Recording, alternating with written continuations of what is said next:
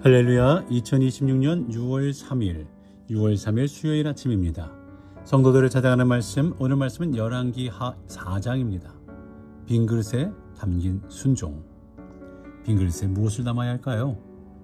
열왕기 하 3장은 전쟁터에서 물을 공급하신 하나님을 보여주었다면, 오늘 말씀 4장은 평범한 사람들의 삶 속에서 역사하시는 하나님을 보여줍니다. 사람들은 누구나 기적을 원하죠. 경제적인 어려움이 해결되길 원하고, 가정의 문제가 풀리길 원하고, 병이 낫기를 원하고, 자녀의 길이 열리길 원합니다. 지금보다 더 나은 삶을 꿈꾸지 않은 사람이 없죠. 그런데 우리가 생각하는 기적과 성경이 말하는 기적은 조금 달라 보입니다. 우리는 종종 기적을 하늘에서 뚱 하고 떨어지는 선물이라고 생각합니다. 하지만 열왕기 하 4장을 보면 하나님께서 베푸시는 기적은 마술처럼 나타나는 것이 아닙니다. 하나님은 사람들의 믿음과 순종 속에서 일하시는 것을 보게 되죠. 오늘 본문엔 4개의 대표적인 기적이 등장합니다. 과부의 기름병, 수냄 여인의 아들의 출생, 죽은 아들의 회복, 독을 넣은 독국 사건과 100명을 먹이는 기적의 이야기죠. 이 모든 사건은 한 가지 질문으로 연결됩니다. 하나님은 어떤 사람에게 기적을 베푸시는가? 그리고 또 하나의 질문이 생기죠. 그럼 기적은 어떻게 시작이 되는 걸까요? 기적은 어떻게 시작이 되는 걸까요?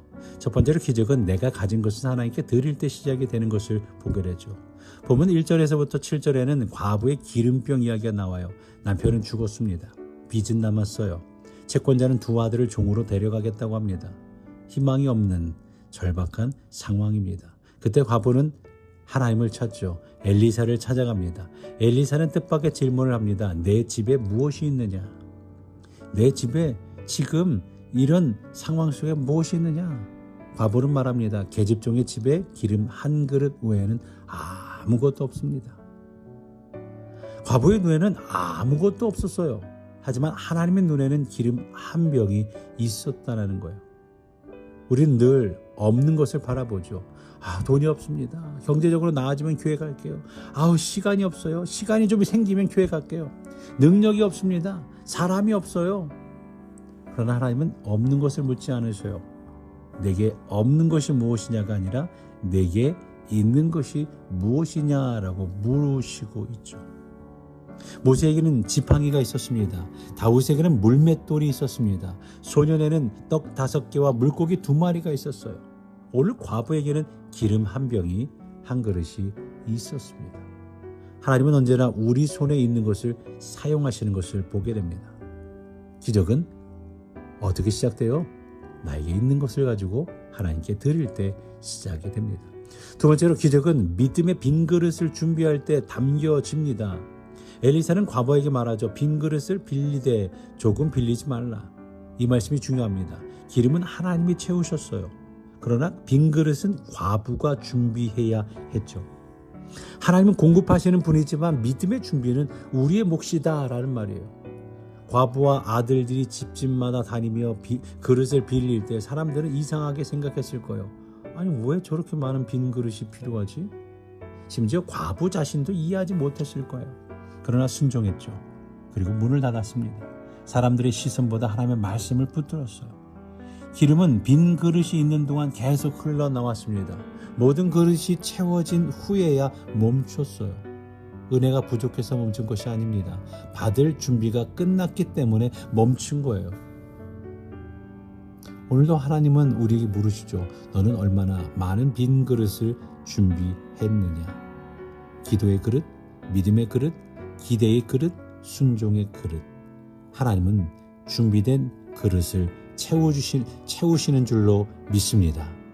또 세 번째로 기적은 문제보다 하나님께 먼저 달려갈 때 일어나는 것을 봅니다. 수냄 여인의 이야기를 보세요. 그녀는 엘리사를 섬겼어요. 식사를 대접합니다. 방을 마련해 주었어요. 그 어떤 보상을 기대하지도 않았어요. 그런데 하나님은 그 헌신을 기억하셨죠. 아이를 갖지 못했던 여인에게 아들을 주셨어요. 그런데 기적이 끝이 아닙니다. 어느 날 그 아들이 갑자기 죽습니다. 얼마나 충격적이었을까요? 그런데 놀랍게도 수냄 여인은 사람들에게 먼저 달려가지 않아요. 곧바로 하나님을 찾죠. 엘리사를 찾아갑니다.